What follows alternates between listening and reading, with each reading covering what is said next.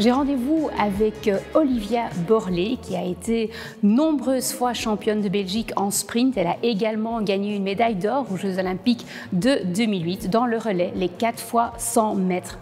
Elle a mis fin à sa carrière en 2019 et depuis 6 ans, elle dirige la marque de mode sportive Unrun 4254. Et si vous vous demandez d'où viennent les chiffres de la marque qu'elle dirige avec Elodie Ouattaraogo, c'est leur temps de victoire aux Jeux Olympiques. Bienvenue Olivia. Merci beaucoup beaucoup. D'avoir avec moi aujourd'hui. Je me demande quelle différence tu vois. Tu as été une grande athlète et maintenant tu diriges une entreprise. Et tu te sentais plus stressée en tant qu'athlète ou tu es plus stressée maintenant que tu diriges une société?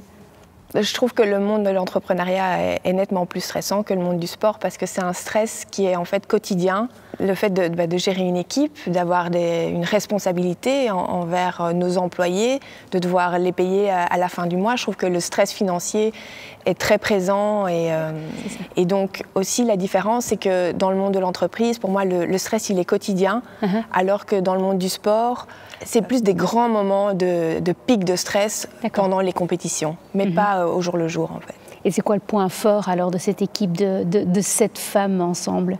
Je pense que c'est dans nos différentes compétences qu'on arrive à travailler en équipe. Je pense le fait qu'il y a une atmosphère très très agréable où on est heureuse de se retrouver tous les jours et qu'on est passionné en fait. On est passionné de la mode, de ce qu'on fait au quotidien et on se rend compte qu'on a beaucoup de chance. Et point de vue communication, vous avez une façon particulière de communiquer entre vous? Est-ce qu'il y a aussi des choses que vous avez apprises dans le sport, que vous emmenez maintenant dans l'équipe? Je pense justement pour avoir cette atmosphère positive qu'on a dans l'équipe, c'est vraiment d'avoir réussi à mettre un cadre, des moments pour pouvoir parler. Et c'est quelque chose, oui, que j'ai appris dans le sport. Voilà, je me suis entraînée avec mon papa et mes frères pendant toute ma carrière. Donc s'entraîner en famille, c'est pas, je pense travailler ou s'entraîner en famille, c'est pas toujours évident. Et la clé de notre réussite, je pense, c'est d'avoir réussi à toujours communiquer. Et donc oui, j'utilise beaucoup ça aujourd'hui dans le monde de l'entreprise. Et donc, souvent, tous les 2-3 mois, on essaye d'avoir cette session de feedback avec chacune des employés, où on vient avec 3 questions. C'est le start, stop, continue. Donc, ça permet de mettre un cadre à la conversation et du coup, de partir sur quelque chose de très objectif, donc de savoir qu'est-ce qu'elles font bien, qu'est-ce qu'elles ont envie de continuer, qu'est-ce qu'elles ont envie de commencer, est-ce qu'il y a des compétences qu'elles ont envie de développer, et puis qu'est-ce qui ne se passe pas bien, et qu'il faudrait mieux trouver des solutions pour arrêter. Et par quel canaux est-ce que vous trouvez les talents pour rejoindre l'équipe? Vous faites des choses différentes?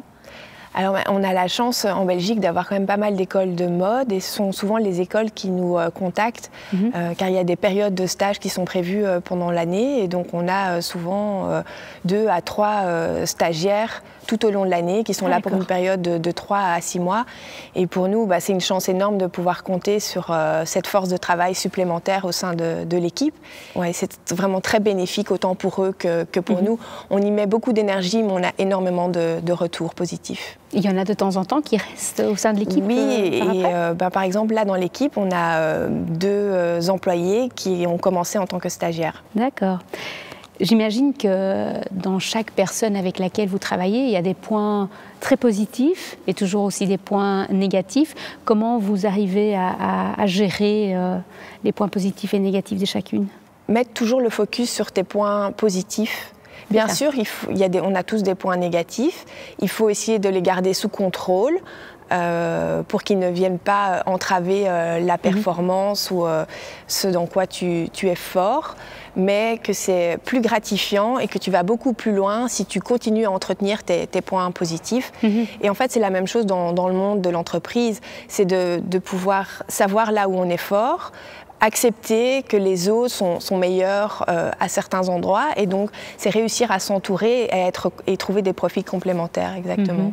Comme dernière question, c'est quoi les choses que tu emmènes réellement de ta carrière en tant que grande sportive maintenant dans l'entrepreneuriat? J'ai appris tellement de choses, mais je pense que ce qui me sert au quotidien, c'est comment me fixer des objectifs, gérer le stress, travailler en équipe, et alors savoir, cette équipe, savoir m'entourer avec des gens complémentaires qui me permettent de non-stop m'améliorer et de grandir.